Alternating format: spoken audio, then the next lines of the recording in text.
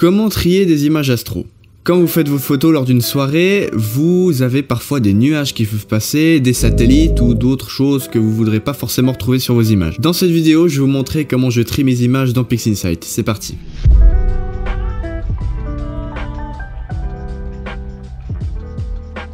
Pour le contexte, j'ai fait des photos sur les Pléiades il y a un mois. C'est un amas d'étoiles très brillant dans le ciel que vous pouvez voir à l'œil nu, qui est parfois confondu avec la grande ours. Je l'ai pris en photo avec ma lunette et j'ai fait ça pendant 3 soirs de suite. Là, j'ai mes 3 soirées de shoot, donc le 7, 8 et le 9 novembre. Et maintenant, on va regarder ensemble quelles photos seraient potentiellement bonnes pour l'empilement. Là, j'ai ouvert PixInsight. La première chose que je vais faire, c'est chercher dans mes process icônes le premier numéro, l'onglet stacking. Donc toutes mes process icônes sont disponibles dans la description si vous en avez besoin, n'hésitez pas. Une fois que j'ai ouvert mon répertoire, on voit qu'on a 2 éléments, Subframe Selector et WBP. Donc ça, c'est les 2 éléments qu'on verra après. Le premier que je vais ouvrir, c'est le process Blink. On va venir le chercher dans Process, All Process et Blink, ici avec le petit clap de film. On vient cliquer dessus. Ça ouvre une petite case comme ça et en fait cet onglet Blink il est hyper utile parce que ça va juste en fait servir de visualisateur pour les photos. Donc il va juste venir en fait défiler toutes les photos qu'on a prises. Donc là je vais venir cliquer sur le petit dossier jaune, venir chercher ma soirée du coup du 7 novembre, prendre toutes mes brutes, faire CTRL A pour tout sélectionner et Enter. Donc là il va venir ouvrir toutes vos photos dans le logiciel. Ok, donc là il nous a tout ouvert, donc je viens juste décaler ça. Comment ça se présente ce module? Il est assez simple, en fait on peut venir ici appuyer sur l'icône démarrer et du coup le logiciel va défiler toutes nos images. Oui alors du coup je crois qu'en fin de soirée il y a eu des petits soucis, enfin bref c'est pas grave, de toute façon on verra ça plus tard. Et là vous pouvez aussi fixer le délai entre les images. Tout d'un coup si je veux faire 0.5 secondes pour vraiment regarder attentivement, on voit que du coup les images elles défilent toutes les demi-secondes. Du coup moi je vais me remettre sur la première image. Moi ce que j'aime bien faire c'est mettre du coup à 0.10, c'est un peu plus lent que la vitesse de base pour quand même mieux voir s'il y a des petits soucis. Et on vient démarrer l'animation. Donc en début de nuit ça a l'air pas mal. Après je pense qu'il y a eu un petit voile nuageux, le logiciel a dû perdre l'étoile guide et du coup l'objet s'est décalé. Et après le retournement, il y a 2-3 images qui sont pas mal, mais de nouveau après je pense qu'il y a un petit... Ouais voilà, on voit d'ailleurs ici le petit voile nuageux qui arrive. En plus de perdre mon guidage, de toute façon on n'aurait rien pu faire des photos parce qu'il y avait du nuage devant, donc c'est pas si grave au final. Je vais venir à peu près en fait sélectionner les images qui jouaient pas. Donc au début on a vu que ça allait pas mal. Là sur celle-là on a un petit voile nuageux qui est apparu, donc je viens ici décocher les images qui sont pas bonnes. Donc je vais faire ça pour toutes les images. Là ça joue, là il y a de nouveau un petit voile nuageux qui persiste il me semble, donc ça j'enlève. Voilà, donc là j'ai décoché à peu près ce qui allait pas. Alors la plupart de la nuit est pas mal. Après on voit qu'il y a quand même un trou d'1 heure là où il y avait des nuages. Mais autrement j'ai quand même quelques images. Après bon la fin malheureusement il y a beaucoup d'images manquantes parce qu'il y avait beaucoup de brume. Enfin bref, là j'ai à peu près toutes mes images. Donc en fait vous allez juste repérer ici le nom de votre fichier et simplement venir supprimer les images dans votre dossier de base. Là je sais typiquement qu'à la fin il n'y a plus rien qui jouait. Du coup c'est à partir de l'image 54, donc ici je viens chercher le numéro 54 dans le dossier. C'est un peu compliqué que c'est les noms de fichiers qui sont super longs là. Voilà, 54 on est là, donc ça ma foi je supprime tout malheureusement, voilà. Et en fait vous procédez de la sorte pour garder vraiment les images qui jouent. Donc moi je vais faire ça de mon côté et on se retrouve après pour la suite. Voilà, donc là j'ai fait du coup un premier passage et c'est les images donc que j'ai gardées, donc on a à peu près une trentaine. Donc cette fois on vient les rouvrir pour bien contrôler qu'elles soient toutes bonnes. Et là on vient de nouveau activer la flèche de départ pour voir si tout joue. Alors je vois qu'il y a un satellite encore qui est passé, mais autrement niveau suivi... les étoiles ont l'air rondes sur toutes les images, donc ça c'est bon. Ah, il y a une image peut-être où il y a eu un... Ouais, voilà, une petite brume. Là, sur celle-là, on voit que les étoiles, là, tout d'un coup... Là, elles sont bonnes, et là, sur une image, elles deviennent un peu plus troubles. Je pense qu'il y a eu une petite brume, donc là, je viens décocher.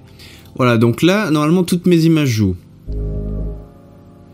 C'est nickel. Alors là, oui, ok, j'ai un satellite sur une image, mais en fait, vu que je fais ce qu'on appelle du dithering, en fait, mon télescope se déplace de quelques pixels sur chaque photo, ce qu'on voit d'ailleurs là, si j'active, on voit que entre chaque image, les étoiles, elles bougent un petit peu, et en faisant ce dithering, en fait, il va détecter les pixels défaillants, donc tout d'un coup, s'il y a un satellite qui passe, et il va les supprimer, donc... Pour quand même garder le plus d'images possible, je vais quand même garder cette image. Ok, donc au total, j'ai gardé 27 images. Maintenant, on va s'intéresser à la deuxième soirée. Alors, 8 novembre, brut. Alors là, j'ai pas beaucoup d'images parce que je crois qu'il y avait de nouveau de la brume qui est arrivée au milieu de la nuit. Alors, on va voir ça tout de suite. C'est parti. Ah bah, je crois que du coup, je vais tout jeter. Je crois que je vais tout jeter. Là, il y a vraiment rien qui est bon. Peut-être en début de nuit, c'est pas si mal, mais... Non, il y a quand même beaucoup moins de contraste que la soirée d'avant. Je pense qu'il y a eu de la brume. Bah du coup c'est simple, je vais tout supprimer. Ma foi c'est des choses qui arrivent en astro, on n'a pas toujours le temps avec nous, donc je vais supprimer cette nuit. On va peut-être avoir un peu plus d'espoir avec la nuit d'après. Alors là j'ai plus de fichiers donc ça devrait quand même être un peu mieux. Voilà, alors bon on commence déjà la soirée avec un petit voile nuageux. Qui va pas en s'améliorant, pas du tout même, oh là là. Ouais, je crois qu'on aura qu'une soirée à traiter du coup. Il y a vraiment rien à prendre je pense, ouais, il y a des halos sur toutes les étoiles là. C'est pas grave, écoutez, on va supprimer, hein, voilà, c'est pas grave, c'est des choses qui arrivent. On a 27 images de 5 minutes, ce qui fait à peu près, ouais, un peu plus que 2 heures de pause, ce qui est pas énorme mais ce qui est déjà exploitable. Donc si on résume, cet onglet Blink il est vraiment utile pour détecter la brume, les erreurs de suivi ou aussi des satellites si vous faites pas forcément de dithering. Il est aussi utile si vous shootez très tôt dans la nuit ou très tard, peut-être si vous avez un petit peu de soleil sur les images, peut-être qu'au crépuscule il y a un petit gradient qui se forme ou à l'aube, donc c'est pas mal utile pour ça. Alors pour la suite je vais devoir introduire deux notions qui sont le FWHM et l'excentricité. Le FWHM pour commencer, qu'est-ce que ça veut dire? Alors en anglais ça se dit Full Width at Half Maximum. Donc si on traduit en français, ça veut dire largeur à mi-hauteur. Qu'est-ce que ça veut dire? Ça veut dire que cette valeur, elle sera là pour mesurer en gros la qualité de notre image en astro. Et comment on fait pour calculer la FWHM? On prend un point de l'image, en général une étoile du coup dans notre cas, et on va déterminer en fait la taille de l'étoile. Si l'image est bonne, notre FWHM elle devrait être le plus petit possible. Parce que si elle est plus grande, c'est dire que l'étoile serait plus grande, donc que la mise au point aurait pas été bien faite ou que du coup il y aurait une erreur de suivi. Donc ça c'est la première valeur qu'on ira regarder. La deuxième c'est l'excentricité. L'excentricité c'est plus simple à comprendre, c'est la position écartée à un centre. Un rond, c'est une forme qui est pas excentrique. Ça veut dire que tous les points du rond sont à égale distance du centre. Tandis qu'une ellipse, par exemple, c'est une forme qui est plus excentrique parce que vous aurez des points qui seront plus éloignés du centre que certains. Et si vous avez déjà fait le lien, c'est assez logique de prendre cette valeur en astro, parce qu'une étoile, c'est censé être rond. Mais sur certaines images, parfois vous avez vos étoiles qui deviennent un petit peu ovales. Pour les mêmes raisons qu'avant, peut-être que votre suivi n'a pas été optimal, ou si vous avez des défauts comme la coma ou de l'astigmatisme dans les bords, vous verrez que vos étoiles, elles sont plus rondes. Il y a une façon très simple de vous montrer ça dans PixInsight avec le script FWHM Eccentricity.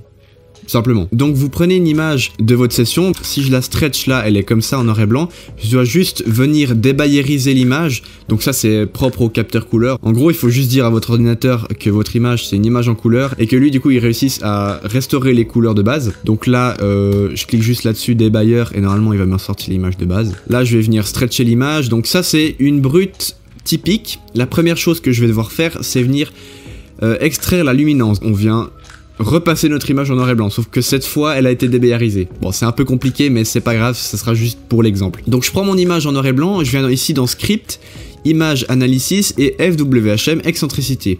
Là je viens juste cliquer sur mesure, le logiciel va analyser justement l'ensemble de nos étoiles pour nous sortir ces deux valeurs de FWHM et d'excentricité. Une fois qu'il a terminé, on vient ici cliquer sur support et du coup il va nous sortir nos deux cartes. Alors ça, je peux venir fermer, là, ici les stars, je peux venir fermer. Là, on se rend compte à peu près de la qualité de notre image. La FWHM, on voit que l'endroit où elle est le plus petite, elle est à peu près en haut à droite. C'est-à-dire que, théoriquement, notre image est la meilleure en haut à droite. L'excentricité, c'est un peu plus compliqué. Là, il nous dit que notre meilleur point d'excentricité se situe en bas à droite.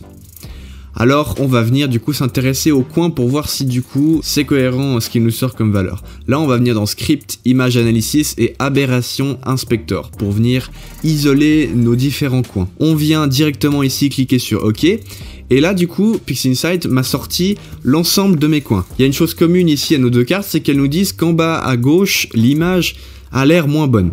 Et quand on vient ici vérifier, on voit effectivement que nos étoiles sont beaucoup plus étirées en bas à gauche que dans les autres coins. L'excentricité, de son côté, elle vient nous dire qu'en bas à droite, les étoiles ont l'air plutôt rondes. Je dirais quand même que c'est le coin où elles sont le plus homogènes. Pour résumer, l'excentricité vient vous donner une information sur la rondeur de vos étoiles, tandis que l'FWHM de son côté est plutôt là pour vous donner un indice de détail. Maintenant, je vais pouvoir fermer tout ça. et passer à l'étape suivante qui est donc le Subframe Selector. C'est un module qui va venir justement analyser votre FWHM et votre excentricité sur l'ensemble de vos images pour vous aider à déterminer, en plus du blink, si vous avez peut-être raté des images qui n'étaient pas forcément terribles. Même chose, ici je viens dans Add Files, je viens ajouter toutes mes images et je fais OK. Ici, je vais venir rentrer ma valeur d'échantillonnage. Donc, c'est la portion du ciel que vous avez sur un pixel. Donc, ça dépend de votre télescope et de votre caméra. Pour le calculer, il y a une façon très simple de faire. Vous allez dans la calculatrice, vous faites 206 fois la taille de votre pixel. Là, moi, dans mon cas, ils font 2,4 microns, divisé par la focale de votre instrument. Moi, c'était la William Optics Red 4, donc elle est à 250 mm de focale à peu près. Ce qui dans mon cas me donne 1,97. Je viens reporter cette valeur ici dans PixInsight. J'étais à 1, donc 9776 il me semble. Et donc ça c'est la portion du ciel que j'ai sur un pixel. C'est vraiment tout petit les arcs secondes, mais du coup ce sera une valeur qu'il faudra rentrer pour lui donner une indication. Le reste je viens rien toucher, je viens juste appuyer ici sur le rond. Et le logiciel va du coup venir calculer les valeurs de vos images. Voilà, donc là, le logiciel a terminé de calculer. On a toutes nos mesures qui sont reportées ici dans cette petite case Measurement. Là, la case expression, on n'en a pas besoin, on peut la fermer. Ici, on a du coup toutes nos images que j'ai envoyées au logiciel. Et là, on a la courbe qui nous a sorti. Donc là, nos images, elles sont triées ici en fonction de notre FWHM. On peut venir, si on clique ici, par exemple, choisir l'excentricité ou plein d'autres paramètres que je connais pas, donc je vais pas essayer de vous expliquer à quoi ça sert. Je vais d'abord prendre en premier la FWHM, et je vois que en début de soirée, elle est assez stable, donc c'est des images que je peux garder à mon avis. Là, on a un pic ici à un moment et un autre ici, et là, à l'inverse, on en a un très bas. Alors nous, on va s'intéresser au pic, donc exactement comme on a ici, et on va en fait venir contrôler qu'il n'y ait pas eu de problème brusque, qu'il y a eu d'un coup de la buée, peut-être que du coup notre FWHM a baissé, parce que du coup notre image s'assombrit, donc le logiciel a pu croire du coup que notre étoile devenait plus fine. On ne vient pas gagner du détail, c'est juste à cause des nuages qu'on en a perdu plutôt. Je vais revenir ici dans mon process Blink, et je vais venir ouvrir toutes mes images. Alors ça, je vais mettre un peu plus de côté, voilà. Et donc le logiciel me dit ici, si je clique, que l'image 16 était moins bonne. Alors ici, je viens, image 16. Alors là, comme ça, il n'y a pas l'air d'avoir trop de problèmes. Si je compare avec celle d'avant et celle d'après, je vois pas trop de différence. Alors si je viens zoomer un petit peu, les étoiles ont pas l'air...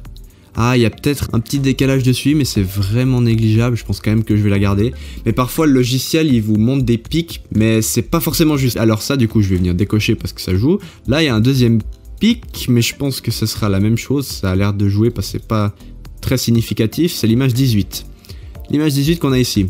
Si je compare avec celle d'avant, pareil, il y a une petite différence suivie, mais c'est négligeable, donc on va garder cette image aussi, donc je viens la décocher. Ensuite, on a un pic très bas pour l'image 31. Alors, on va venir regarder l'image 31. Alors, l'image 31, justement, là, je me rends compte qu'il y a un souci. Si on regarde avec l'image d'après, bon, elle n'a pas exactement le même cadrage, mais on se rend bien compte d'une chose, c'est que là, les étoiles, elles barrent un petit peu en diagonale. Alors ça, c'est pas une image que je vais garder. On a dit c'est l'image 31, donc je viens de nouveau dans mon dossier de base, enlever l'image 31. C'était un pic très bas parce que je pense que le logiciel a dû prendre en compte peut-être le trait ici fin et a dû du coup se rendre compte qu'il était beaucoup plus fin que l'étoile de base. L'image d'après, c'était l'image 37. Est-ce que j'avais un souci du coup sur l'image 37 qui est juste après? Si on compare à celle d'après, je crois qu'il n'y a pas de souci. Donc celle-là, je vais aussi la garder. Je peux la décocher.